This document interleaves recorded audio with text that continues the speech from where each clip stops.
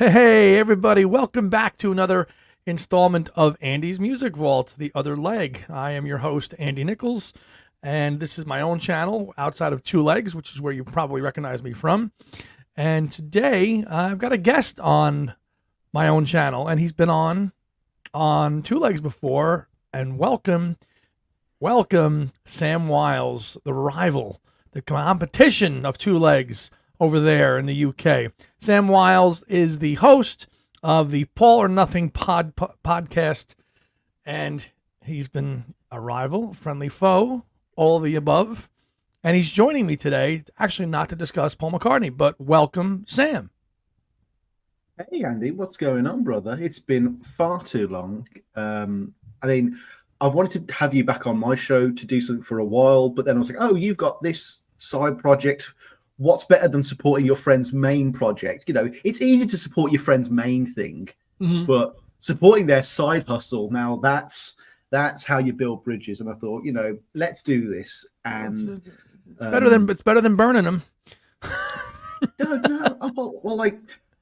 I suffer from a real lack of a breadth of musical knowledge. Like, pick 3 or 4 bands and I'll go deep and I'll tell you about all the bootlegs and every release and all the vinyl different editions. I can do all that.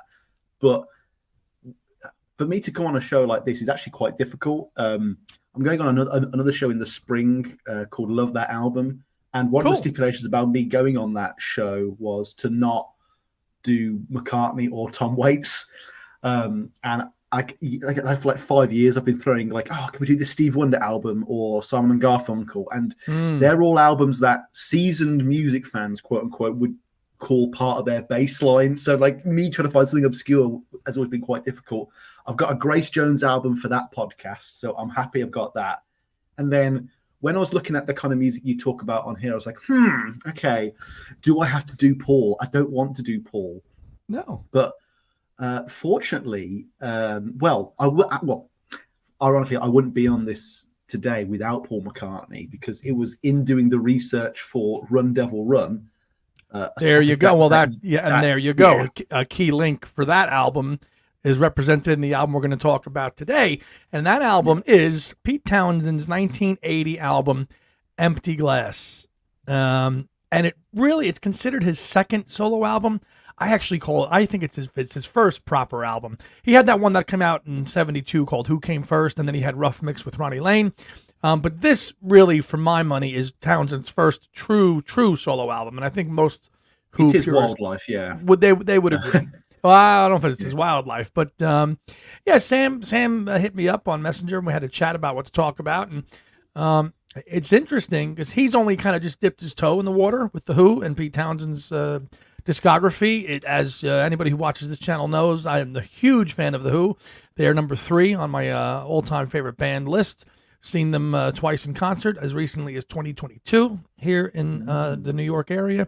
So I thought, well, this is good. This is a good take because Sam has only just really discovered the record, and I've been with it for decades. So I was happy for him to listen to it and get excited about it. That's one of the cool things, to see younger people excited about music like that. That's really refreshing. So hearing his excitement when we had our phone call, I could hear all his enthusiasm, and I was remembering how I felt when I first heard the album and all the tracks that he mentioned. And we'll get to all that. But Sam, tell us a little bit about how you made your. Well, first, before we get into Paul or Nothing, let's tell me how you've actually got into the Who initially. Just why you even took this dive and plunge.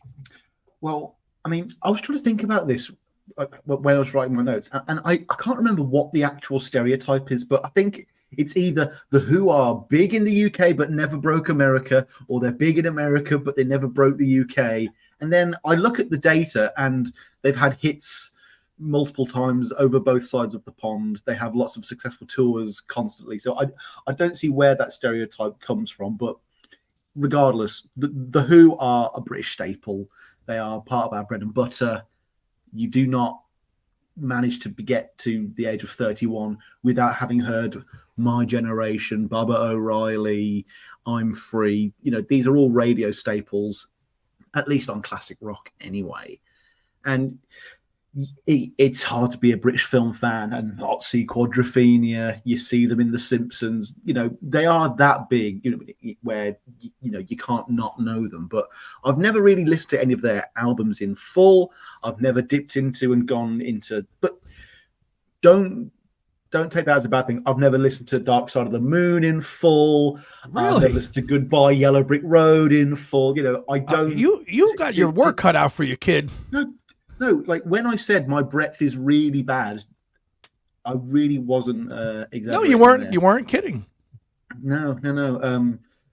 I don't think I've listened to Off the Wall in full. These are big albums that are just complete blank spots for me, and that's because I was listening to Ram for the 412th time. Understandable. Day. We've all been there. We've all been there. But like I say, I was looking at Run Devil Run, and that episode has spiraled out of control because my section on Chris Thomas is longer than any of the other two topics in that episode combined, just because I was so fascinated by this guy's history. What a history of Chris Thomas. There's the one that a person out there that I think everybody's been trying to get to have on as a guest, and he just isn't. He's kind of off the grid, and it's a shame because he has done so much work. Chris Thomas, if you don't know, already kind of got to cut his teeth filling in for George Martin on the White Album in 1968 as a producer when George Martin took some time off or walked away because he didn't like the sessions. That's always a rumor. Was he fed up with the tension? He ran out of chocolate, Or he just took a holiday, and Chris Thomas filled in. Chris Thomas then went on to become just a legendary epic producer throughout the 70s and 80s. Who didn't he produce? Everybody. Rod Stewart, David Bowie, Procol Harum, everybody. He produced so many people. Eric Clapton, you name it. He found In Excess. He found The Pretenders. He basically made Pulp famous. Yep. And he was Elton John's main producer till like 97. This guy's career is produced insane. Elton's later album, some of Elton's 80s and early 90s. I think he produced The One, Sleeping with the Past. I mean, these are great records. What was it? Zero Past? Too Low for Zero. Too Low for Zero, yeah. I mean, that's a hit album, so single. So you look at the credits of sleeve credits of Empty Glass, and you see produced by Chris Thomas, and you're like, whoa, that's pretty amazing. And I'm sure that went down a rabbit hole with this guy who everybody he's produced, right? Yeah. And then I was like, he did a Pete Townshend album. And I thought, okay, not particularly interested in that. But as I'm structuring the episode, I want a song every 2 paragraphs just to kind of break this up a bit. And, it really pans out a runtime as well if you don't care about music copyright. And so I thought, okay, let's just listen to the first track on this. Let's listen to Rough Boys. And then immediately you go on to Spotify and you look at the album, as I am now. And Spotify, come on with Spotify, physical media, man. This has millions more downloads and listens than other tracks on the album. Well, actually, Let My Love Open the Door. That's the hit. That's the big. That must 62 million downloads, nearly 63. Rough Boys is sitting at about 5. But I was like, okay, 5 million downloads. That's not nothing. So I clicked on it, and I mean, there's something that happens to me whenever I put on a new album. There's a bit of apprehension. I'm like, oh, God, is this going to be a waste of time? And that's the real thing that holds me back from listening to new music, like a fear. Am I wasting my time with this shite instead of going on to something else? Yeah. Instead of going back to Wildlife for the 504th time, And the moment I heard that,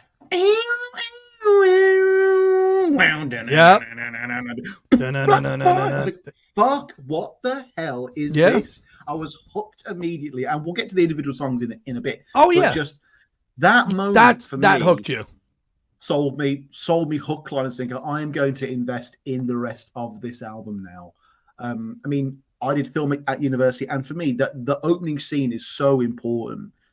For me, those opening few seconds are Ridley Scott's Gladiator, Inglourious Bastards, Jaws, any of those things that just wrap you up immediately and get you invested.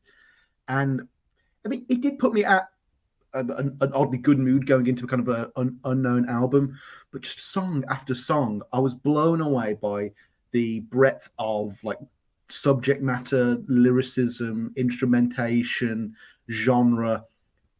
It's a real statement of an album. And I mean, I don't know if this is already a kind of accepted part of Who lore, but it felt to me like this album was so confident that, is like Pete Townshend, is he the Who? Is he basically the Simon in this, and everyone else is Garfunkel? Is that what's going on here? Am I getting a bit? Am I getting warm there? You absolutely are, and I can tell you an actual fact that Roger Daltrey was none too pleased that he put that out. I read this. It's such a good accusation, isn't it? Because these could have been Who songs, and because the album was so strong. Now let's contextualize this period. Okay, 1980, Empty Glass.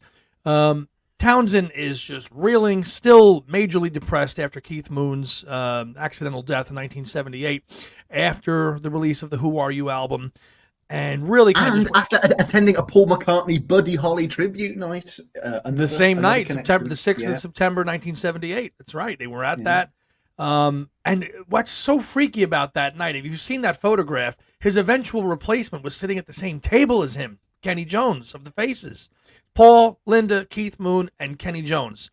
That night that Keith Moon died at that Buddy Holly event. All I'm saying is there's a photo of Kenny Jones whispering something into Paul's ear, and you see Paul nod at him, and that's what I'm saying.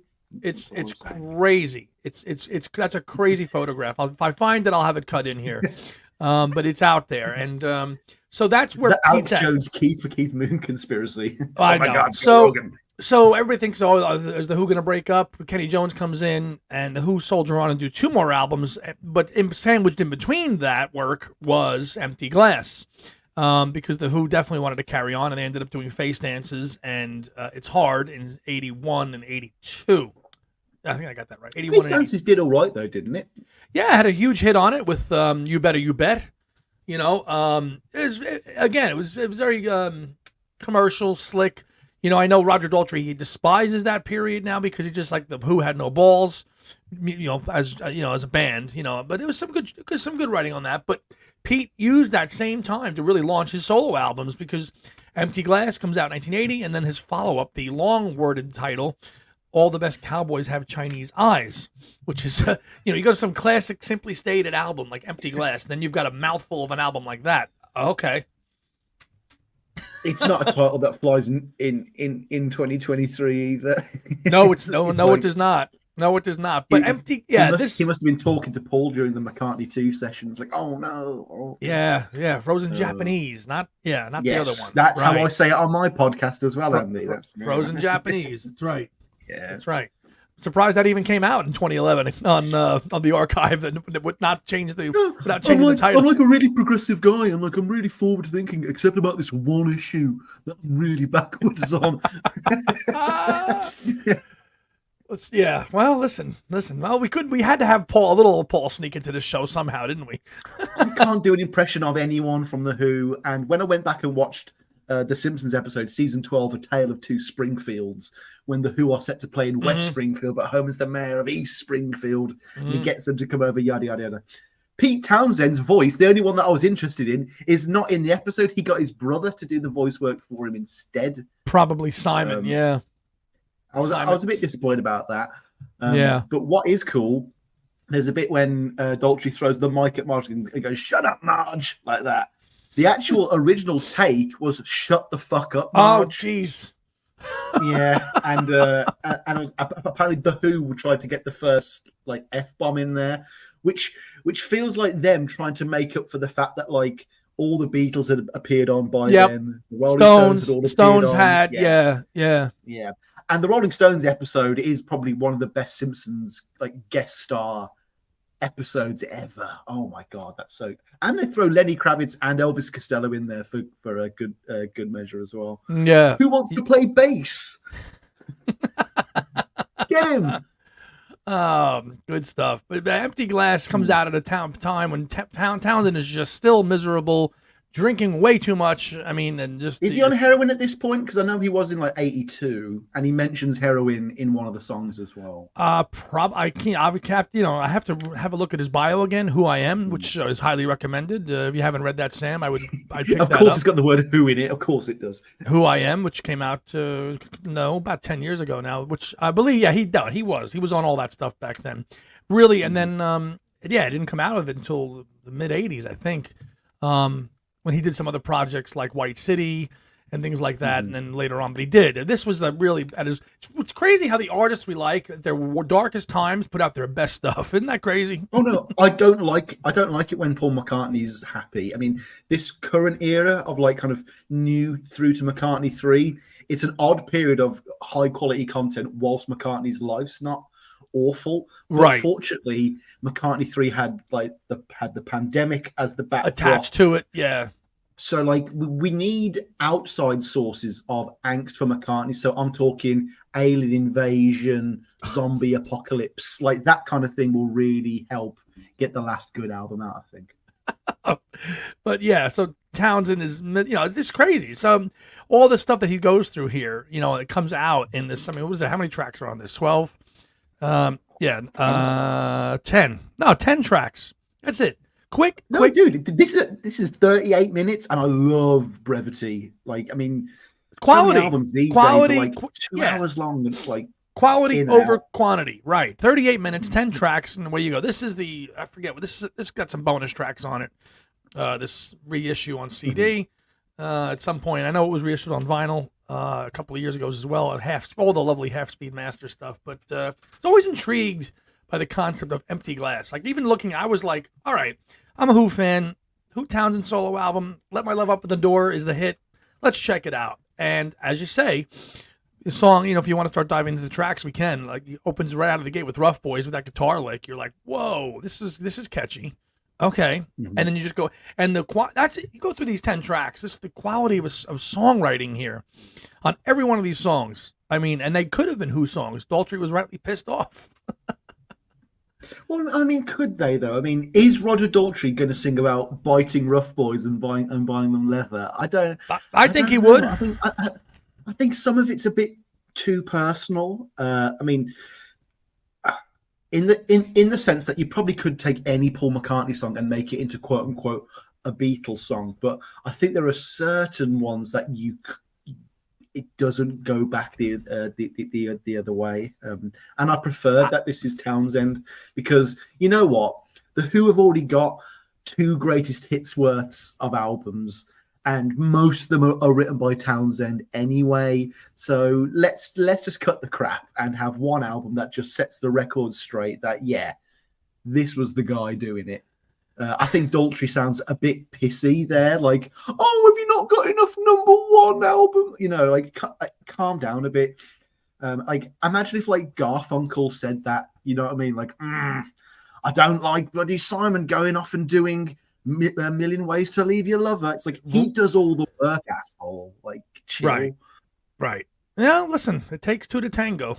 I mean, so it's a very interesting dynamic. I'm sure Entwistle does loads.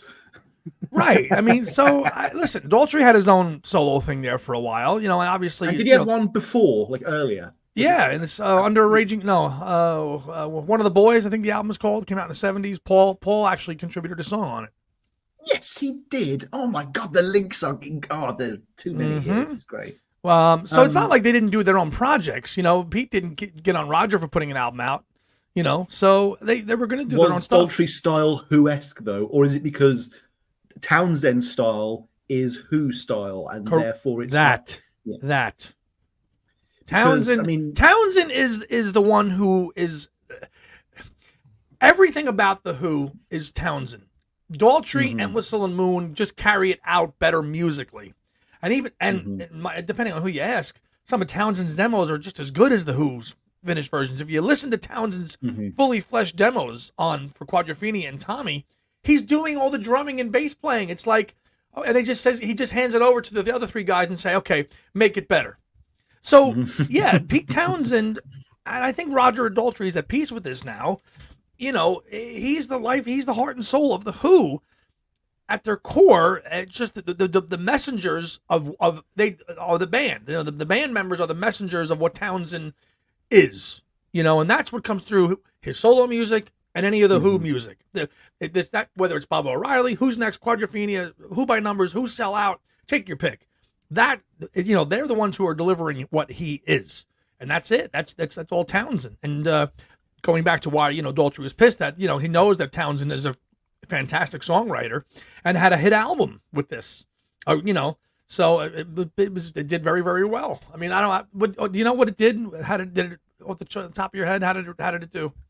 Oh, man looks up something on internet.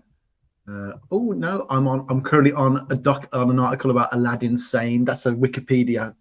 Number nine in the, well, let's see, that's let my number 5 on the US Billboard, 11 the UK 5 albums. Number 40 in Norway, number 2 in Canada. Number 60 in the overall year performance in the US as well. So 60th highest selling album in the US. That's a lot of discs sold at the end of the day. It is. It is. You can't sniff your nose at that. I mean, just going back to what you were saying, that the Who is Pete and yes. Pete is the Who.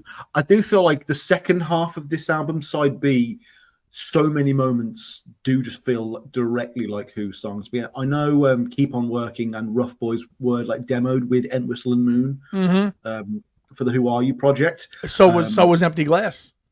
It's actually, I mean, so if you have the Who, a Who song. Oh, you know, Empty Glass. Like it's on the reissue of Who Are You. Okay. It's a bonus track. There's a Who version of Empty Glass. It's a bonus track. So so there was fragments here that were going to be worked to Who songs, and that was one of them. I mean, Keep On Working is a funny one that the Who would have done. Yes, it definitely feels a lot closer to. Well, so you mentioned checking out the album after this one. I actually did the opposite. I checked out Who Came First and Rough Mix, and both of those albums have like a kind of light-hearted comedic song about song 5 or 6 right in the middle, and that's exactly what Keep On Working is. And like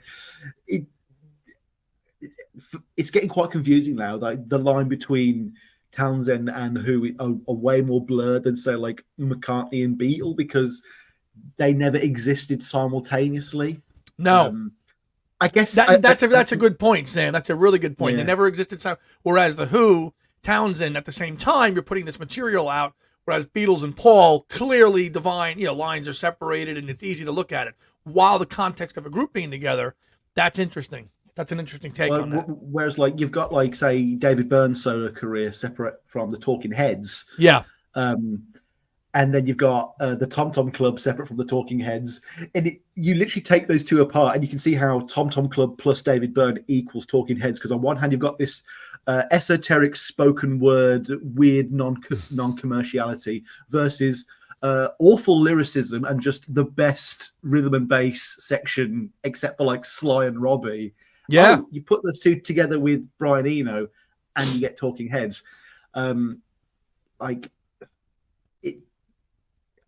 It would be nice if your solo career would be distinguished in that way.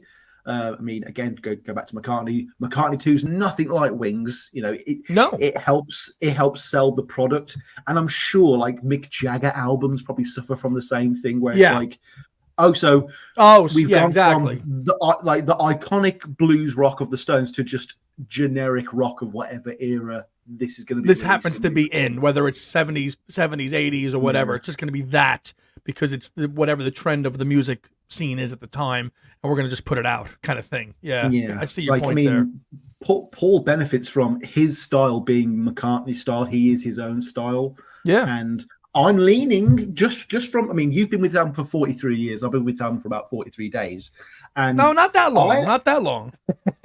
I'd say more about 25. I'll say 25. Well, it's been out 43 years. The line sounded too good. I had to say whether it was accurate or not. Thank you. I am leaning towards like a fascination with Townsend at this point. I think he's actually really quite. I I hate the G word. I hate say the G word. Say it. He might be a genius. He might actually be a fucking genius. Yeah. He is. He's a little nutty, but most geniuses are. No, look. We all come up with funny excuses when we get caught on dodgy porn sites. We all do. The G word. You're funny. The G word. No, he's an original G, literally. Yeah. He is, and you have to see. If you're just scratching the surface with Townsend, you're in for a treat, my man, because you're just Empty Glass is the start of that journey. Whether you dive into more of his solo stuff, and he doesn't have a ton of solo albums. He doesn't. He does not. He works on his solo. He's got a few things. I don't have all of them. I mean, Chinese Eyes, Scoop. The Scoop stuff is all old material. White City, which came out in '85. Deep End Live. So it's not like he has this other solo career where he has 50 solo albums like Paul does outside of his whatever. The main thing with him is the Who. I mean, compilations, live stuff, the Iron Man, which came out late which is okay. It's not. Again, he's not a hugely. He does a couple of albums, but his best solo stuff, for my money, is Empty Glass and Chinese Eyes, and start to finish. And I'd give that one a listen next as well. And just don't say the full title in your podcast title if you do a show about that. Yes. It is good. Woman is the boop of the world. Oh yeah. God, John Ho. Yes. No, I really enjoyed Rough Mix. You like with Ronnie Lane? You like that? Yeah, I like the back and forth of it. Like, I'll do a lead, you do a lead, I'll do a lead, you do a lead, and it's definitely a lot more consistent than Who Came First was. I mean, Who Came First was it's peaks and troughs. Like, that's why good songs and bad songs. You've got an earlier take of Pure and Easy on there, which you can now find on many versions of that on this Whopper that I unboxed on my channel, the Super Deluxe Who's Next. Oh wow! So it's more like a Denny Lane album where it's like these obscure songs that I recorded on my own about 20 years ago.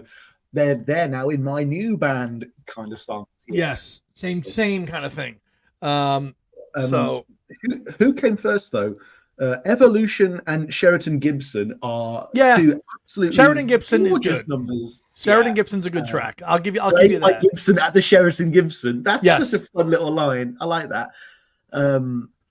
But I was shocked by how much those two of first albums were folky and acoustic based, and I was like, is this just him like fighting against the idea of, is that him just going against the image of him on stage being the rock god that he is? But we've seen it with pretty much every rock virtuoso. Every time they're known for kind of these big sounds, they will retreat to a kind of a Donovan finger picky style just to show their breadth. And there hasn't been a genre that I've seen Townsend attempt thus far that he hasn't done well. I mean, I'm hoping somewhere that there's like Lou Reed and Metallica's Metal Music or whatever that was, or it was Lulu that they did with Metallica. Metal Music was another one, but I'm sure that there must be something hated by Townsend for me to really sink my teeth into and then say, no, in my own contrarian way, this is the best one. Which one will that be? What have I got to look forward to? Track 2, I Am an Animal. Go. This one was actually quite shocking and disarming for me, actually. An incredible falsetto. I was not expecting that whatsoever. And in my interpretation of the lyrics, I was like, okay, this is me being quite clever. I was like, you've got the metaphor, just him talking about himself. I'm an animal. I'm a vegetable. I'm a human. I'm an angel. And like he talks about things about how those concepts are related to him in his real life. Like if he's a vegetable, he's rooted to the spot. I was like, oh, great. I love this imagery. This is really fantastic. It's really quite evocative. But then I was like, hang on. We seem to be like evolving a bit here. We've had a song called Evolution previously. It feels a bit Stanley Kubrick's 2001: A Space Odyssey. And then we go to like Queen of the fucking Universe. Oh, and the yes. King. The Nothing King.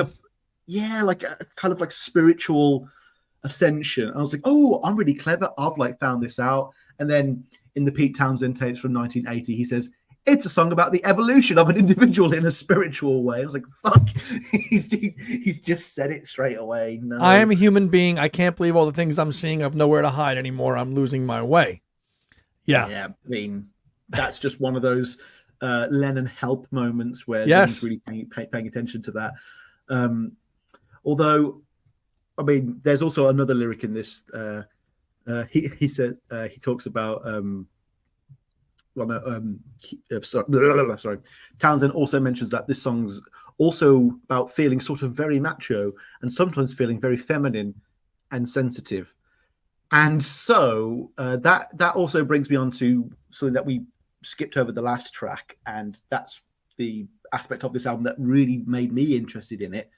I'm not a bisexual personally, but I thought that the idea that this album was Pete Townshend coming out slightly, not as a gay man, not as a bisexual per se, but maybe as someone who in the 60s and 70s may have had dalliances with other gentlemen. I thought that was quite interesting. And there is an element that if you go looking for something, you'll find it. So I understand that.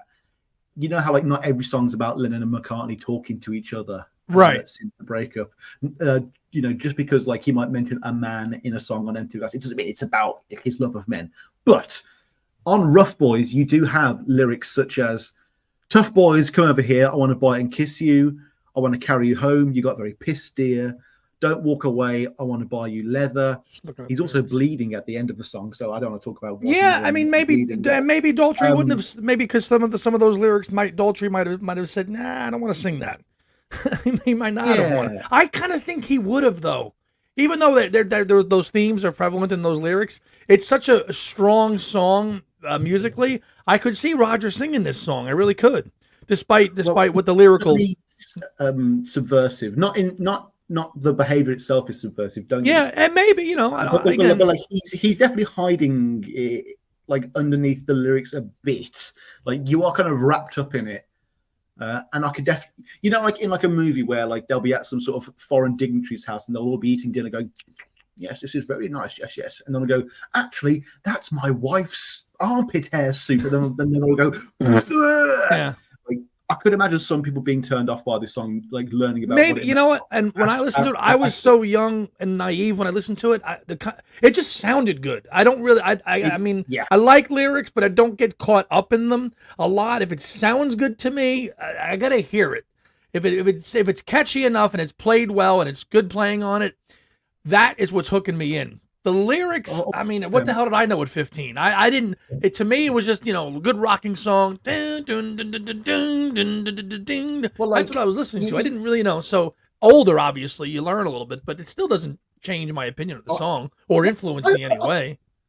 I think it affords the song a few kind of aural qualities that you might not get, just being able to go like "rough boys" like that. Like you might not be able to say those two syllables in any other context. So it just allows this kind of song the perfect venture to exist, and I really do enjoy that. But that kind of got me thinking about the rest of this album. Yeah, well, it kicks the album off, so it's a statement. It's a statement, sure enough, to open the album with it. You can't ignore it, definitely. Right. But it doesn't color my entire perception of the album. But no, it's definitely like it's no more interesting than say like, oh, I'm going to go back and look at Jurassic Park in a Marxist aspect, and then you'll be able to find certain things you'd want. And it was, I believe, it was the first single released off the album in March of 1980. It was the lead-off single. It was not "Let My Love Open the Door" was the second single. So interesting that the first single he pushed was the album opener. To your point. So yeah, it's you don't really get that very often, actually. No, but yeah, back to "I Am an Animal." Yeah, I love immediacy. I love the opening scene in Othello when Iago's caught mid-conversation. I love being thrown into stuff. And the way he just chucks you into the bridge right at the start, like you get that little jing, jing, jing, jing, just to get you like up to tempo. I was always Yep. Oh, it just throws you in, and like you're kind of like struggling to like catch up, and you think it's going to be this like big epic track, and then he goes into that little falsetto. The falsetto is just killer on "I Am an Animal." Yeah. We're not going to do it justice. Track 2, people. You listen to it. You tell us in the comments. But that I will be immersed, Queen of the, that bit of it, the climactic bit of the song, right? I will be immersed, Queen of the fucking universe, and I don't know. There's quite a few what I have badass anymore. moments. Oh yeah, absolutely. On this album, Rough Boys, the chorus, the Queen of the Universe moment on this track. Yep. Something on Empty Glass that we'll get to later. There's lots of it. I was always here in the silence. I was never under your eye. Gather up your love and some wiseness, for every memory shall always survive, and you'll see me.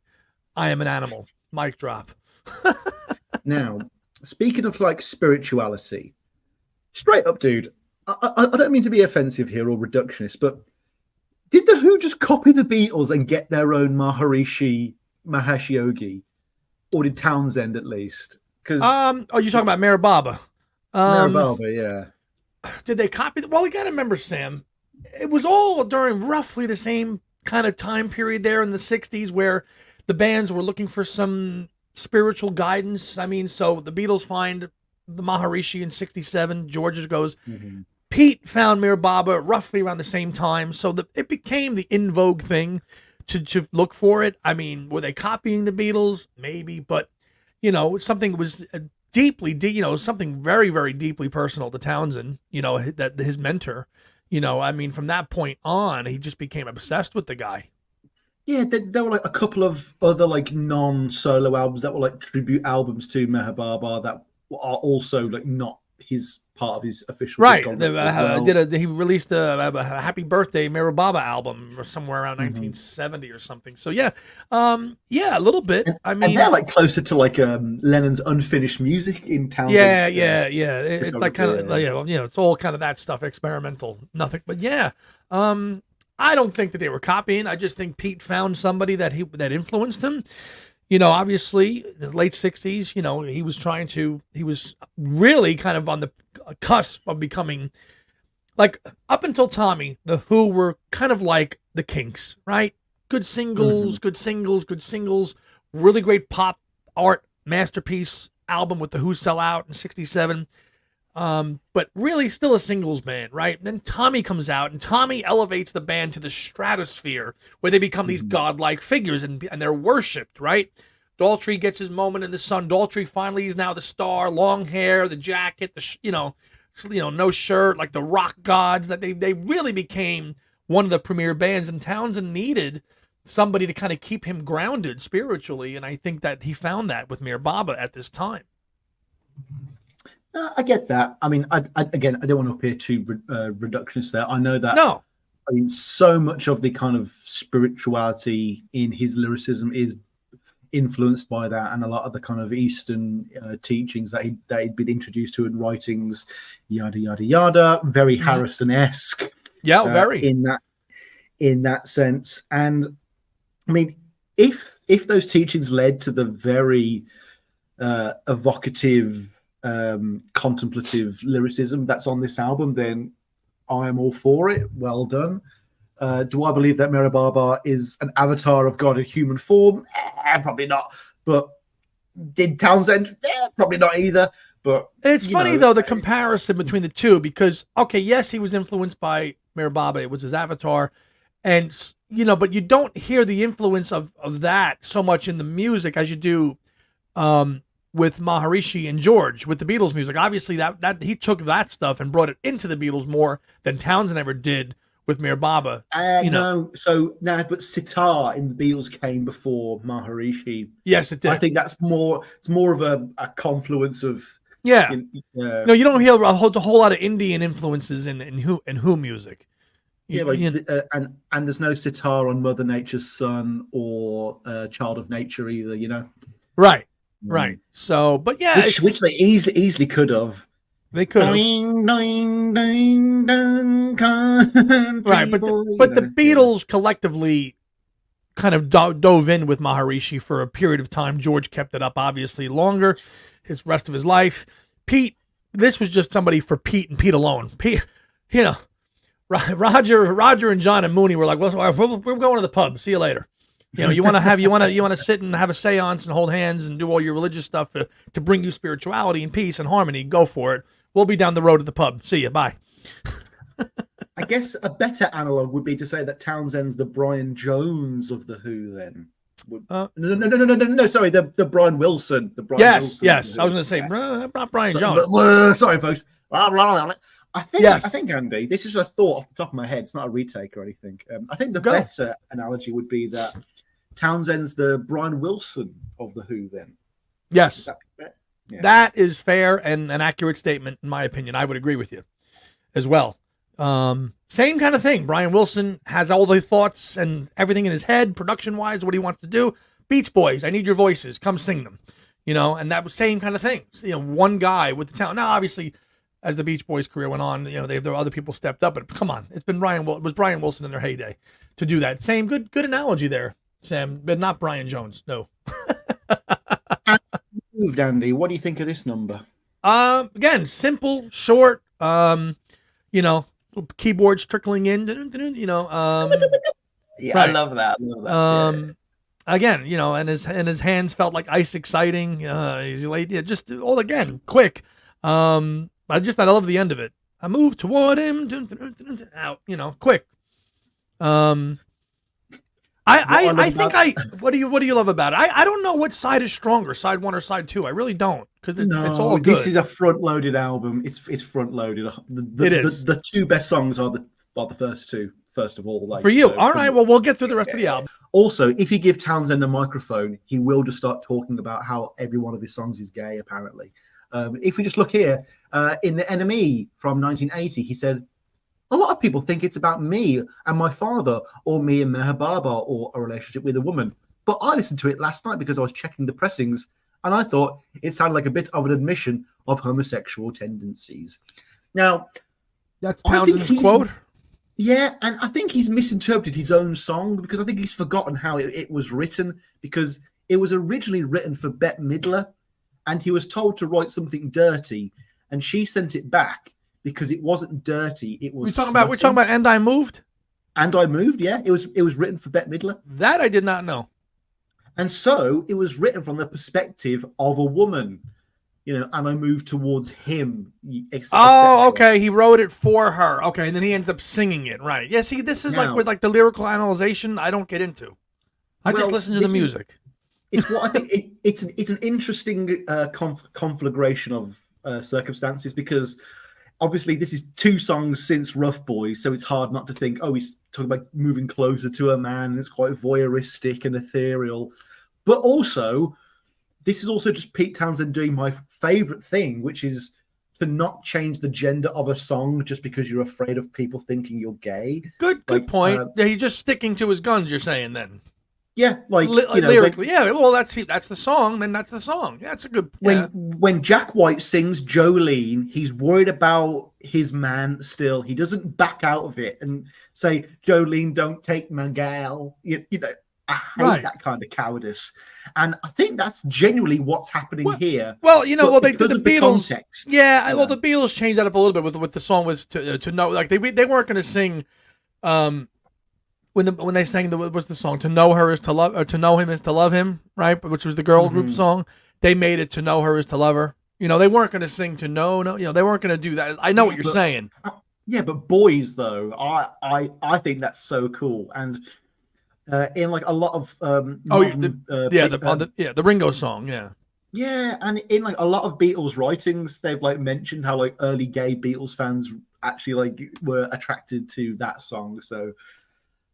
I never Paul in the anthology always says, we didn't care. We were just singing the song, about boys, because they just enjoyed the rockingness of it, Again, not looking too deep. Well, he says that, and then they kind of moan that there wasn't enough young women at the Paris gigs at the same time. I'm like, George said that. George was the one on. I think George and Neil in the anthology talk about that. But yeah, Neil. I was gonna say I've rewatched them just last week because I found a great stream online. Neil gets a lot of screen time in that documentary. It's weird, as he should. For the first half, yeah. But I don't know why he's appearing in like the Let It Be segments and stuff. I'm like, all right, Neil. Yeah, Neil comes off well in the anthology, because he never wrote a book. He never said anything, but when the anthology came out, there's Neil sitting with the hat, you know, and telling all those great stories. Fantastic. Now, see, for me, Neil Aspinall will always be the guy in the trailer for George Harrison Living in the Material World who goes, well, George never wanted to be in the Beatles the rest of his life. Yeah. Like, I always remember that. But anyway, sorry, folks, next? we diverted. We diverted into a Beatle thing. Look, it happens. We need to let our love open the door. Okay, the big hit single on Empty Glass, Let My Love Open the Door. Big hit in. I mean, it was his only solo top 10 in the Billboard. This is the one that, you know, the average Joe and the average person. No, Let My Love Open the Door. Catchy, little quirky synth intro. Dun, dun, dun. It's actually trivia question there, Mr. Sam Wiles. What movie is Let My Love Open the Door in? It opens up the song, the film, I think. It's in the film. Oh, go on. Is it like Porky's? No. Back to the Future 2? No, I'll give you a hint. It actually stars John Travolta. Ooh. Battlefield Earth. No. Get Shorty? No. Staying Alive. Saturday Night Fever, you mean? No, I meant Staying Alive. Oh, okay, yeah, no, the sequel. No. Oh, the sequel. No, not the sequel. On, no. what? Look Who's Talking. Really? Oh, yes. I thought. I was going to say, I really hope Blowout doesn't start with this. No, song. it's led by. I remember watching that movie and hearing that song, going, "Oh, Pete's song's in this movie." And you gotta let my love open the door over here. Yeah. Jeez. I love the the chorus is great, but it's I guess when you call it you'd call it the middle eight, as I always say. And in America, the Yanks call it a bridge. I like calling it a middle eight. The whole bit where the key change. The only key to your heart. I can stop you falling apart. Try to that part of the song is the best part, I think. You know, I genuinely can't tell if this is like him just trying to write the most cynical radio hit to be included on the album possible, or if he's just doing like, can I write the most formulaic Pete Townshend song possible? Hit. And like I it sounds like I'm having a pop at it, but I'm not. It just feels like, you know, when Scorsese will like do one for the studio and do one for him. This is him doing one for the studio. Like, okay, so you're gonna let me write and record my own album and do whatever I want. Cool. Yeah. But in return, I will also do. It's catchy. It's catchy. What more do you want? Written, you know, made to order song, hit, formulaic. It's intentionally inoffensive. He told Rolling Stone in an interview that "Let My Love Open the Door" quote was just a ditty. So it's a hell of a ditty. Also claiming that he preferred his U.S. minor hit "A Little Is Enough," which we'll get to in a little bit, which is, for my money, is the best song on the album. I mean, there was a point in this, and like this happens a couple of times on Paul songs as well, where you can kind of predict where the lyrics are going. And when he started going, "My love, open the door, let my love open the door," and I was like, "Oh my god, it's going to be to your heart, isn't it? It's going to be to your heart." I bet you, Paul. I bet. See, there's a song that Paul probably loved because it was catchy and it was a good hit. Yeah, I think like Paul would, like, I would have loved that on Press. I would have, you know. Yeah. Jules and Jim. Drums open up Jules and Jim. Yeah. Already there's been a song that to me has already sounded quite like another band, and I moved. It's got a very Tina Weymouth-y bass line. So I've already thought like, okay, Talking Heads. So there's Talking Heads on this album. Yep. Then with Jules and Jim, this is just Pete Townshend inventing Devo, basically. Everyone can have an opinion. Right, real like kind of fast. Yeah. Like that, and then again, that kind of staccato vocal delivery. Like, but then more falsetto in this track again. Oh no, he doesn't stick to one thing. Oh no, the only song he sticks to one kind of style is the closing track, which I think is probably the weakest one on the album. Agreed. It's just one. It's one. I mean, he does sprinkle in like things we've seen across the album, but it is just a bit generic rocker. Yeah. But like especially on Jules and Jim, he just keeps changing things for no reason. You'd think like, oh, okay, he probably could have got like 3 or 4 songs out of most of these tracks, right? With like all the melodies and counter melodies and stuff. And then the song just ends with the whole Oklahoma, Oklahoma, Oklahoma. Okay, so we got Paul and Pete both mentioning Oklahoma randomly in songs in the 80s for no reason. For no reason. It's all about Keith Moon. It's all about Keith Moon. Yeah, I like Jules and Jim. It's a good little. It's a change of pace because it comes out of no. You've just had a nice little pop hit, radio friendly thing, and then this kind of drums just take over, and you hear this Jules and Jim bit, and then that kind of the weirdness, funny, silly play thing kind of carries on into the next track with "Keep On Working," right? Yeah, this one's a straight up comedy song. I mentioned that he likes to kind of do this about halfway through his albums. You see it both on Who's Next and Rough Mix. Also, Rough being in the titles of 2 songs, 2 albums in a row. Pete, don't like it. Think of something new. But yeah, Keep On Working it's a very British song. That's a very British song. Yeah. Yes. It's somewhere in between Monty Python and a Broadway musical. Well, a West End musical would be the best way to put it. Like you could imagine a bunch of characters walking on stage from center to left, going "Keep on working," right? Or like that piano bit, boom, boom, boom, boom, boom, keep on working. Or like that little baroque bit at the end. Yes. That's just Townsend going, "Remember, I'm Bobber O'Reilly." Oh, right. Don't you ever fucking forget that. Right. That's me. That's not the other guys.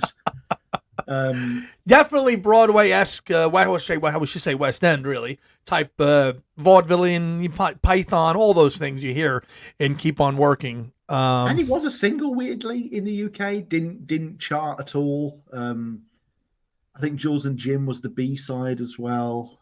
Very, very strange. Like "Keep On Working" was the last single released. Interesting. Why? I wonder why he would release that as a single. Look, anytime you get to a 4th single, it's either awesome or a complete travesty. Right. I mean, like 4 singles from an album that's got 10 tracks. You've released. If you're including the B-sides from the album, then you're releasing the whole album on 45s anyway. I think there's one non-album B-side. What's Greyhound Girl like? Is that any good? Oh, that's another leftover one. Yeah. That's another leftover one. Yeah. Originally written for Lifehouse. That's on the new box set. Yeah. Greyhound Girl. That goes way back. Mm. That's a really old one that he dusted off for that. I think hang on. There's bonus tracks that aren't on Spotify here. We've got a demo. That's why you don't stream, kid. That's why you don't stream, because you don't get bonus tracks, guy. You buy it, you rip it, and you put it in your private cloud. That's what you do, dude. Like I've been waiting for a streaming version of the single of Figure of 8 for years until the McCartney singles box set came out. To get the single version of it, yeah, because it's way the superior single version. The superior single version, absolutely right. Yeah. So you know what? Take your my unwrapped 2023 playlist, my Apple whatever top plays with 20. Take that shit and shove it down. Gone. Don't need it. My unwrapped of 2023. Get out of here with that crap. Someone's seen my Twitter feed. No, not just yours. It's everywhere. Everybody. Here's what I've listened to 48,000 minutes of Taylor Swift. Who gives a shit? I got the personal message from McCartney, which was nice. Are you one of his top? Were you one of his top 100 listeners? Yeah, of course you were. So it was like, and he went, "So you love my music, I love you. That's a wrap." I was like, "Oh my god!" Well, all right. And I believed it, hook, line, and sinker. Yeah, of course you did. That's funny. And he went, "And Sam, the Got Back to was coming to Birmingham tomorrow for you." Oh my god! Please, See, we just can't. We can't Europe. Look at the Paul just pushing himself into Pete's show here. We're supposed to be talking about Empty Glass, damn it, and we're talking about Paul. Next track. One of the reasons I enjoy this album because it reminds me of a Paul album in the sense that it is tonally all over the place, genres are all over the place, Yes. and yet it's got that cohesion to it. You're That's right. what. That's why. a Is that why McCartney you're? album is to That's me. why you're attracted to Yeah. it. Good. Yeah. Cats in the Cupboard, next track, track 7, side 2, probably my least favorite song on the album. One of the more generic ones of the album, definitely. I mean, apparently he wrote this after the Rock Against Racism concert. Oh, And he wrote this specifically about racism. So, like, I mean, we've got imagery of like cats and rats. yeah. And like, I mean, I remember writing in my notes. I've got my original notes here, which is either the lyrics are so simplistic that it's a Rorschach test for you to just simply project onto it, or the meaning is 100% obscured. And that's literally what's happened. I'm sure there is a deep meaning to this about cats and rats and how it's about we should love each other, but that's not conveyed at all. All we get is a song that is more of a rough mix kind of reference, you know. Oh, it's him doing his blues, Delta blues harmonica. This one just never really ever grabbed me. I if I wanted to listen to the album straight through, I'd listen to it just to get to hear the whole cohesion. But this is not going on a playlist, is it? No. But the next track is going on many playlists, and damn, this even could have been a Who song. But I love that kind of Pete just did that, and that is to me the high watermark of Empty Glass, and that is number 8. A Little Is Enough. I mean, Pete obviously loved the song. The Who worked it into their sets for a little while there in the 80s. They played it. Dude, Rough Boys was on the '89 tour as well. Certainly was, awesome along with A Little Is Enough. It's funny though, because when I heard Townshend on his own doing Rough Boys, it sounds fucking awful. It sounds they don't do it justice at all. But then suddenly, when you've got the Who budget, it's like near album quality. Like it's just Rough Boys, except a live vocal. It almost sounds like a backing track. It's that accurate. I was really shocked. I'll have to check out A Little Is Enough. Like, is that on the 89 tour as well? It is, and I'm going to be honest with you. It's not. It's a little sterile. It sounds. You hear that 89 band. It's very, and you still. It just sounds very. I don't know, flat and sterile, like a very 80s sounding live. You know, the album version presented here is just the the one that is perfect. I mean, there's everything going on in this song. Just off the top of my head, just like a sailor heading into the seas, there's a gale blowing in my face. See, I know I said I wasn't crazy on lyrics, and some strike me, some don't. You know, so like, but the lyrics in this and generally, although they just grab me. It's moving forward. It starts out slow. It builds up. It's this. He's screaming and singing so fast at the end of it. That's just the, and it's to me it could have been a Who song. It could have been. What do you think? I know you may not be as big as as I am. No, so I suffer from so whenever I do notes for a podcast, the notes for the first, so I'll have 4 pages of notes on Rough Boys, and then as the date of the recording gets closer and closer, suddenly, Gonna Get You has like less than half of the notes that Rough Boys had, because I've either run out of steam or I've run out of time or energy, whatever. And so I was determined to give the second half of Rough Boys a proper evaluation and not just allow this episode. You mean Empty Glass? You mean the second half of Empty Glass? Sorry, the second half of Empty Glass. I didn't want that to peter out just because I was really into Rough Boys and I'm Like an Animal in the first half, yada yada yada. And this was the first song for me that really made me think, okay, hang on, this isn't. It's not petering. It's not petering out. Yeah, it's not petering out. It's not as front loaded as I thought it was. It's not. Because side 2 really is rescued by this track and the title track. Absolutely, you would agree with 100%. That. Yeah. Mm-hmm. And what I liked about this one is that it actually threatened to be a much more awful song than it is.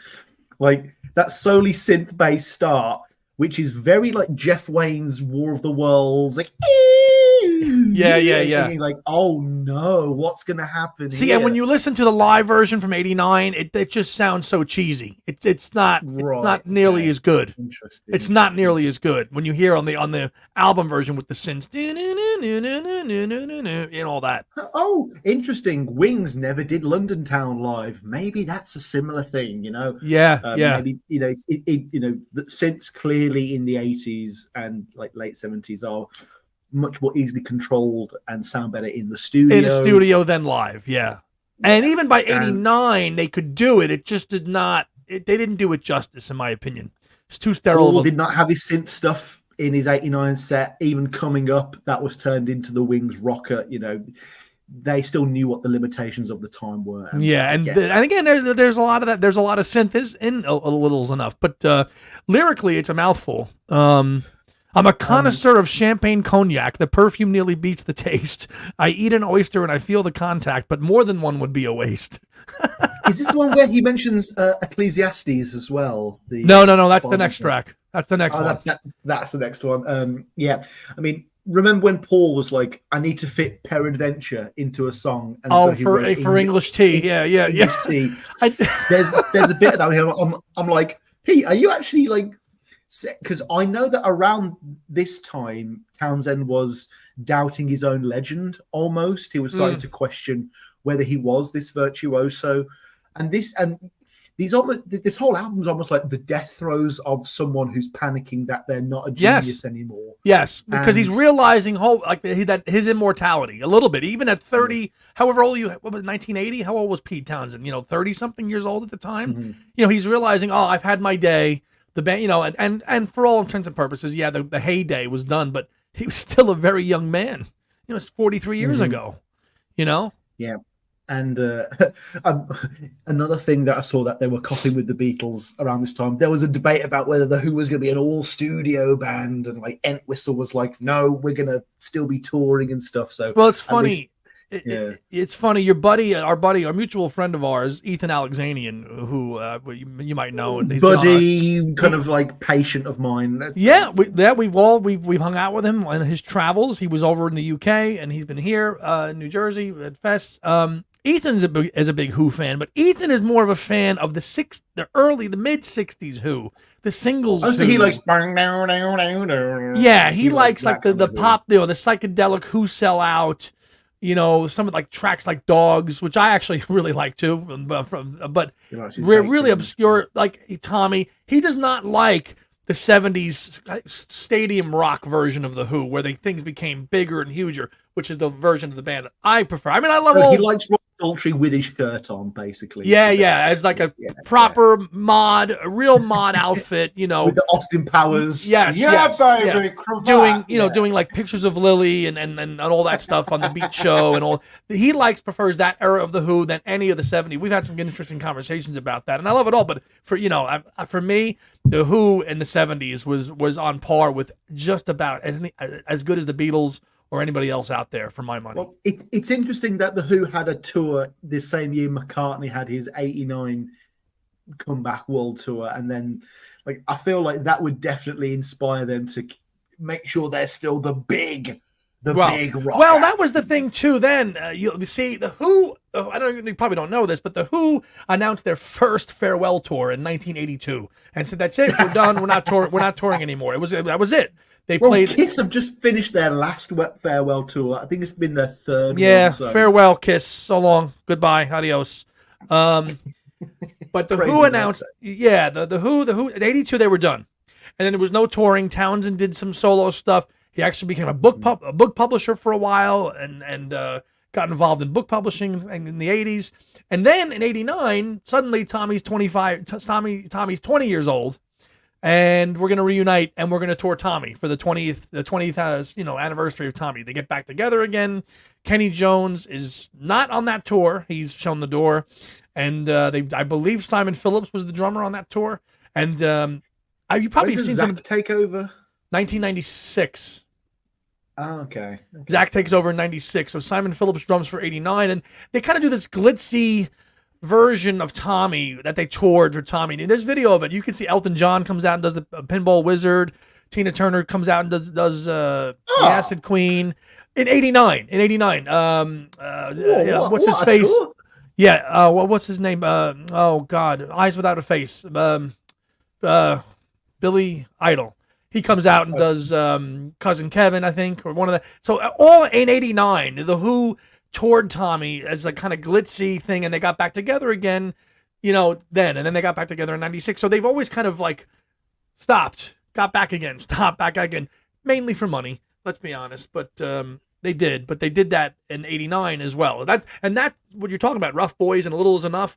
Those two tracks from this album are part of that whole set list. So that's kind of why it's a little not nearly as good. I love when a big band, when someone goes solo, but some of those solo songs creep into the set list. Like, yeah, the fact that Denny Lane got to do Go Now throughout his entire Wings run is nothing to sneeze at, because that's Paul going, you're singing that's this. Good. That's good enough to be in with any of my songs. Yes, unquestionably. Every Wings tour it was played, right? Yeah. Just nearly. So just about. Denny's the lead vocal. I'm guessing he didn't write that song though. Go Now? Yeah, Go No, Now. he did not. Denny Lane didn't. Yeah. Go Now was written by Bessie Banks. And the Moody Blues is actually a cover version of the song. That's not the original version. Oh shit! Oh, so it's like a twist and shout then, where everyone thinks it's them. Right. It was written by Bessie Banks, and the Moody Blues covered Bessie Banks's version. Their version just became the hit, obviously, that everybody kind of knows now. But they just covered it. They just covered it. See, interesting. But like, I do like that idea that the Tom Tom Club get to do a solo song.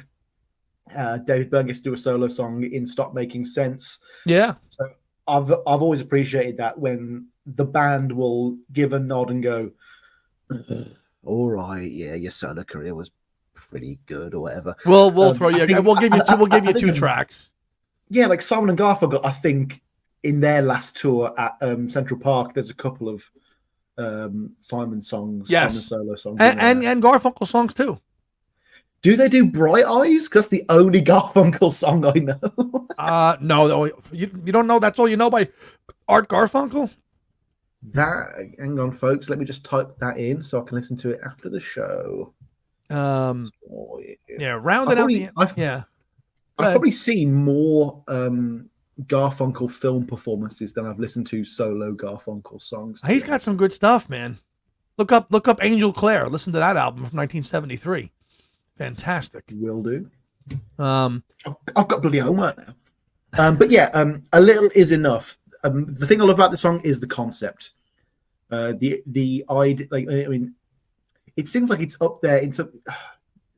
Sorry, let me start over. There's kind of like universal song concepts that kind of resonate with people, and it reminded me most of if you can't be with the one you love, love the one you're with, which sounds like a horrible concept for a song on paper, but it's actually very human and very real and realistic. I was watching Scorsese's Casino recently, good film. In that movie, you've got two characters who do things that don't work in terms of film. De Niro's character trusts Sharon Stone, who is a thief and a liar, with all of his money because he loves her. He's being irrational. And Sharon Stone goes back to James Woods' character because she loves him, even though he's a pimp and an abuser and an addict, because she's irrational. And yeah, that doesn't work in a conventional narrative, but it's actually quite realistic and actually quite human. And it resonates in a way that maybe things like doing good for good's sake and being bad is wrong doesn't actually quite resonate with us as like grey moralistic individuals. And so the idea of a song like a little love is enough, actually, not in the sense that take what you can get, like, oh, if someone loves you a bit, that's better than nothing, but the idea that someone loving you a little is actually so universal and all, because love is so all-encompassing and powerful that if someone loves you a bit, they basically love you with all. You know, it's almost like it's as powerful as anything in, like, you know, common sense will tell me to try not to continue, but I'm after a piece of that diamond in you. So keep an eye open. My spirit ain't broken. Your love's so incredible. Your body's so edible. That one always cracked me up. You give me an overdose of love. A little is enough. He mentions heroin in this one as well. Yes, your body. Is he comparing love to drugs? Probably. No, actually, no. Roxy Music did it about 6 years prior, actually. No, a smile sets me real, and a kiss feels like stealing. Your love's like heroin. This addict is mellowing. I can't pretend that I'm tough. Just a little is enough. Heroin and mellowing is a fantastic half rhyme. That is incredible. Yeah. And anyone who says otherwise can go boop themselves. But yeah, I think the vocal melody in this one's quite gripping as well. Like, and it keeps changing. As good as a vocal that Pete Townshend has ever delivered. With the Who or solo on the studio cut of a little is enough, but just a good, He acts it well. Like, I think there's actually an element of performance here. Like, he can't. I don't think he can just sing this one. I think he has to actually like get into the spirit of it a bit, and that shows. It's one of those proof in the pudding kind of songs, definitely. Now, even if the beginning is just Jeff Wayne's "The War of the Worlds." Now, really, the song that I think probably should have closed the album. You said it as well. That's in my. I'm so happy you said that. It should have closed the album, which is the next track. So there's 10 tracks, and Empty Glass. This is the one that should have been the closer, and I'm glad you agree. Yeah, 100%. Wow, there's a lot going on in this song. From the opening riff, and then the opening lyric. Why was I born today? Life is useless, like the Ecclesiastes say. I never had a chance, but opportunities in my hands. Boom, boom, and we're off and running. Go, Sam. Yeah, to me, this is analogous to say, "The Art of Dying" on "All Things Must Pass." This is. Just I like that comparison. It's a powerful rocker with a powerful guitar line with short, succinct, kind of blow your mind vocal and lyrics. I mean, it just hits you all at once, and there's a real a jarring element to it because it contains probably the most badass part of the album and the saddest part of the album. Saddest part of the album. Yeah, I'm glad you said that. There's so much. And I think it's intentional. I don't think it's meant to be as jarring as it might come across if you're not paying attention. But it does. Because like 80% of the song is very self-aggrandizing, braggadocious. I am the rock god that you are claiming I am. There's a lot of I. Yeah, here you go. I stand with my guitar. All I need's a mirror. Then I'm a star. I'm so sick of dud TV. The next time you switch on it on, you might see me. There's a lot of that. He growls that line. Yes. I stand with my.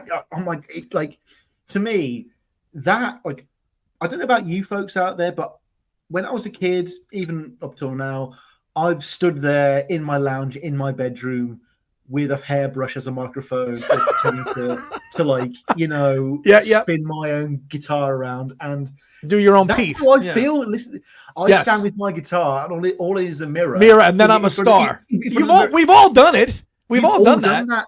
Yeah, and I think it's quite a sublimely, subversively funny poke at the idea that he was where we are now, but also he kind of still is where we are now because he's looking at himself from this third person, and it's just so enlivening and empowering in that sense. Like, yeah, I'm this rock god, and then out of nowhere, he takes all the wind out of your sails. With my life's a mess. I wait for you to pass. I stand here at the bar. I hold an empty glass. I stand here and he delivers that vocal in the falsetto that we've talked about. That's been very omnipresent through this whole album. There's been pockets of really, really beautiful falsetto singing, and you hear it, and it's sad on this part of the song, because it's been rocker. Now it just takes a little, and then when my life's a mess, I wait for you to pass. I stand here at the bar. I hold an empty glass. I mean, come on. There it is. He said it all right there. And that's where this is a masterwork, and this was going to be a Who song. And again, you Who freaks, as John Lennon said on WNEW about another song, look up the Who version of Empty Glass. It was a rough version of it, but this version, it absolutely just is. In a lot of ways, it's probably the strongest song on the album when you think about it. It's not my favorite, but it might be. That bit when it's like, I stand with my guitar, you could imagine Daltrey doing that, swinging the mic around. But this is probably the song that Roger heard. This is the long, no, Roger would have sang that, you know, he wouldn't have cared, you know. This is Sam, probably the technically it doesn't song, make sense. right? Well, this is the song that Roger heard and probably said, "Damn it, Pete, why did we not do this song?" This is a Who song, dude. I've got a friend who I think's a genius, and I've had to, and we've done things together, and I've had to be responsible and mature and not get upset every time he doesn't include me in every one of his ideas. And I don't have millions of pounds, so I think Daltrey needs to really calm down about this. I'm sure it's probably over, but 1980s Roger Daltrey needs to have a bit of chill. But perspective, I think, because the correct answer is, oh my God, my friend's written all these brilliant songs that we can add to our live set list. And we can do them, right. That would have been but Roger, you know. Roger. Look, are you going to look me in the eye and say that Lennon would not have done Coming Up on the Beatles' 1983 reunion tour? Absolutely not. Absolutely not. And Paul would have had Imagine in there. And you know, My Sweet Lord would have been in there. Oh boy, Photograph would have been in there. Oh, I'm sure it's about here. Wow. My mind's blown with that concept. Thinking about that, but that couldn't have been. I think me and Tom did an episode actually where we did a hypothetical of what a Beatles 1983 concert would have been on your show or before me on Two Legs. It might have been a swap cast, actually. It could have been one where we both got downloads. Shared them. Oh, yeah. But yeah, Empty Glass really is the proper fitting ending for this album. Gonna Get You is not a bad song, but it's probably the weakest one, right? Yeah, it almost when I originally heard it, I was like, oh, okay, this sounds a bit like And I Moved, in terms of the bass and the the pacing, yeah. But I don't know. I feel like the idea was this is going to be a big, bold, solid rocker that's going to take lessons from everything we've done on this album so far, and kind of incorporate lots of little bits from here and there, and then it balks at the last minute and kind of just does hints rather than. I mean, it should be more of a kind of a. What's that song? Picasso's Last Words, where it kind of ties it all together with a loose concept. And it doesn't do that, and it ends up sounding more generic and standardized than anything else on the rest of the album. Yeah. I mean, again, we've got a bit of McCartney syndrome here. This song sounds comparatively bad because everything else sounds so good.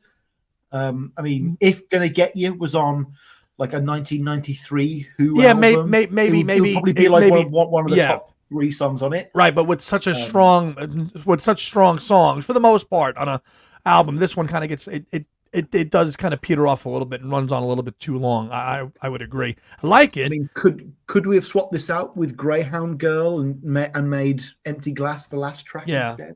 Maybe, and this one's a little bit all over the place. I'm gonna get you anyway, and then it has that little oohs and ahs that you hear throughout the whole track. I mean, this was the one that sounded most obviously Who-esque for me, but probably not in the way that a Who fan would appreciate. It sounds like generic Who backing track, album track number 7. Yes. Of a potential 12 that could be included on any album at any point I would in agree. Career. It's like one of those McCartney songs that could be on any one of his albums. Only Love Remains, was that in 81, 82, 93, 76? I don't know. It could have got on any of them. It could have. But that's Empty Glass, all 10 tracks. And if you're not familiar with Empty Glass, oh my gosh, do listen to it and let us know your take on it. Definitely, probably everybody will say, look, if you're going to start out listening to Pete Townshend's solo work outside of the Who, they're going to tell you to start with this one. One of the best solo records really by anybody. So I don't have to do any more work, is what you're telling me. I don't actually have to. You're done. You're done. More new music. Yeah, good. Cross that one. Cross that one off the list. I have to start the Who though now. Clearly, you need to start the Who, my friend, and you need to. You got a lot of homework, and I'm happy to help you on that journey and give you some recommendations. And that's the thing about the Who. They don't have a lot of studio albums, so you can get through their discography really quick. They don't. They really don't. My Generation, a quick one. The Who Sell Out, Tommy. Live at Leeds, Who's Next, Quadrophenia, Odds and Sods, Who by Numbers, Who Are You, Face Dances, It's Hard, Endless Wire, and the self-titled album from 2019. Now, 14 albums. That's not a lot. I'm interested in Face Dances. It's to do with Dune for some reason. It's to do with the Dune books, because like the Face Dancers are like characters in the Dune series. Okay. So Roger Daltrey likes the new Timothée Chalamet movie. That's funny. Yeah, Oh that's my a good, God. and that's a good record too. I mean, you got another Tricky Day, Daily. There's some good deep cuts on that too. But So like, from what I've read, that's like kind of their new wavy kind of era. So is that analogous to say, like, Queen's disco era that everyone's forgotten? Is kind of 80s Who kind of the same thing? yes, Where it's like, a little bit. Yeah. it's just it's for the completionists, basically, past 1980. Yeah, I would say if you're gonna really get on board with the Who, you get it, but you might just give it a cursory listen once or twice, and then you might be done with it. I mean, it's not an album that I play start to finish a whole lot. I'm gonna be honest, but there are a couple of tracks that I'll play a lot on that album, but start to finish, no. Same thing with the follow-up album. It's hard. A couple of good tracks, but cohesively as an album, not really. No. I mean, do the Who die with Keith Moon in 78? Some people will agree with you. The classic Who that that most people love and appreciate, yes, they do. But here's what I'm going to tell you. They do, okay? But from the 80s, which is what Daltrey didn't like. So, like, what happened is that when Zach Starkey, Ringo's son, became the drummer again, the Who kind of found themselves again as a band. Entwistle was still alive. He passed in 2002. So when Ringo's son joined the Who in 96 for a tour of Quadrophenia, the Who kind of got their feel back. And Daltrey has said this. Townsend has said this. They've gone on record. So yes, is that when they became the modern Who? Then? Correct. When Ringo's son Zach joined in Modern 96, McCartney and Modern Who were both in the early 2000s. right? So okay. that spirit of the Who from Keith Moon's era, can exist in the 90s with Entwistle still alive, and sadly when he passed on, they still soldiered on. They got it, but the spirit it starts. I mean, and they love Ringo's son Zach as the drummer, and that because Keith Moon taught him how to drum. He taught Zach how to drum. They hung out. He knew him growing up as a child. So if there was going to be a worthy replacement of Keith Moon, who better than Zach? He just couldn't do it in the 70s, in the 80s, because he was too young. But they got through the 80s. They did 2 albums. And then they came back, and then they have been on fire since 96. Not that they've toured every year since 96. They've sporadic, but when they're on the road touring, and as you say, native of the UK, that they did a UK tour, was it late last year, and they all went well. They released a live album from a gig at Wembley. They did phenomenal with an orchestra. Fantastic. What are their set lists like? Is it mostly the hits sprinkled in with a few album tracks? So what they did this last tour is they gave you a little bit of Tommy, a little bit of Quadrophenia, some hits in order, or in order. Yeah. Or they've halved it. A little bit of Tommy, a little bit of Quadrophenia. In the middle of the set is the hits and some deep cuts. It's very nice set list. I was not disappointed. It wasn't like, we're going to hear My Generation. You heard all those, but it was really well done. Some deep cuts from Quadrophenia, some deep cuts. So it was a really good set list. So if you want to see what the Who are like now, have a stream to the live Wembley album that came out a few months back, which is nice, with an orchestra. Not to sound too offensive here, so forgive me if I cross a line, but obviously the Beatles never got back together because half of the Beatles, in most people's opinion, died in 1980, right? Right. So would the Who have been this live success that they are now if it had been either Roger Daltrey or Townsend who died in 1978, or would it have completely ended? No, it would have been over. If it was Daltrey or Right. Town, It's like Keith Richards and Mick Jagger. They are the Rolling Stones. correct. All right. Correct. A lot of analogies and metaphors on this episode, folks, because I'm Yes. actually learning here, and he's actually teaching me stuff here, everyone.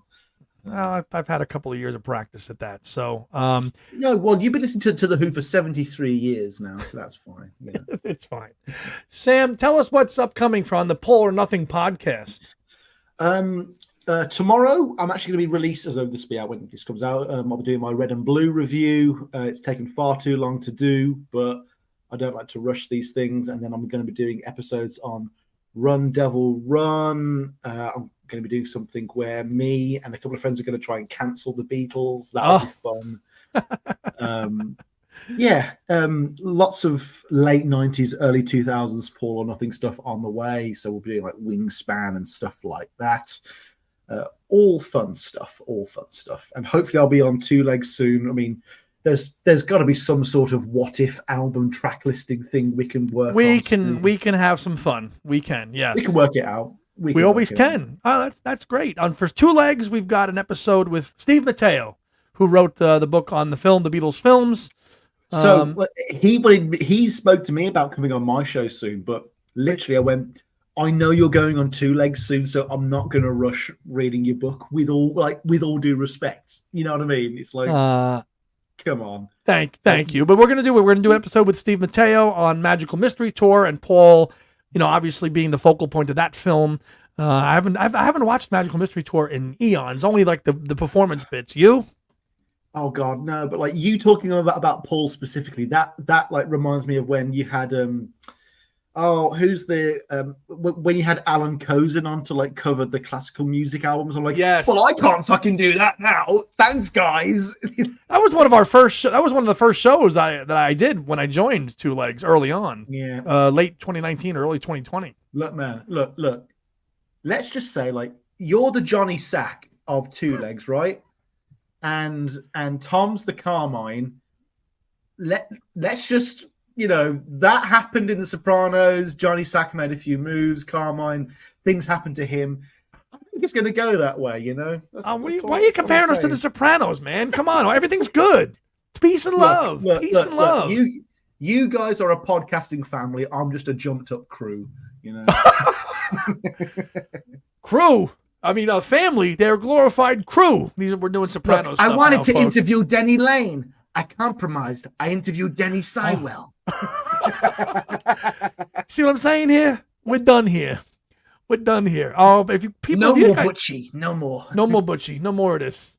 Why is that? Kid brother, my 47-year-old kid brother. When we came over from Italy, our name was Leonardo. Why'd they change it? Because they're stupid. That's why. Oh man, so like it's weird how easy Paul McCartney and Sopranos jokes like just write easy yeah. peasy. Yes, this is a plug for The Sopranos, folks. Go check it out. Oh man. Well, Mr. Wiles, it's been a blast having you on another installment of Andy's Music Vault, The Other Leg.